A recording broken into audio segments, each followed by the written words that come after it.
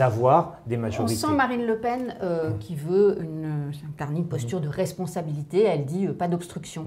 Ça peut aller jusqu'à des voix, de toute façon, les voix du Rassemblement national, aller les chercher aussi. Marine Le Pen a réussi, j'allais dire définitivement, les choses peuvent changer, mais en tout cas sa stratégie de dédiabolisation, l'analyse du vote du second tour. Le fait que finalement le Rassemblement national ait réussi à l'emporter en duel dans autant de cas qu'il n'en a perdu, ça c'est un fait politique majeur.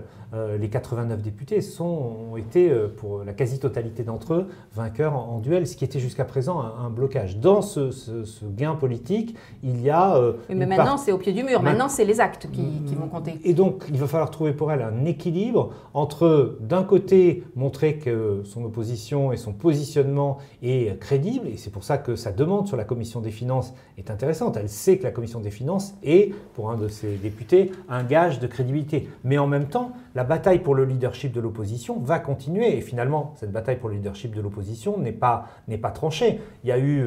Avec peut-être l'erreur de Jean-Luc Mélenchon de ne pas s'être présenté, de ne pas être à l'Assemblée. Peut-être, mais en tout cas, c'est vrai que là aussi, quand on regarde les scrutins, les 4 tours de scrutin, on voit que Marine Le Pen avait pris l'avantage à la présidentielle, Jean-Luc Mélenchon au premier tour des législatives, et que le second tour leur donne à chacun des perspectives. Donc cette bataille pour qui va incarner l'opposition va être aussi un des enjeux des premiers jours de l'Assemblée.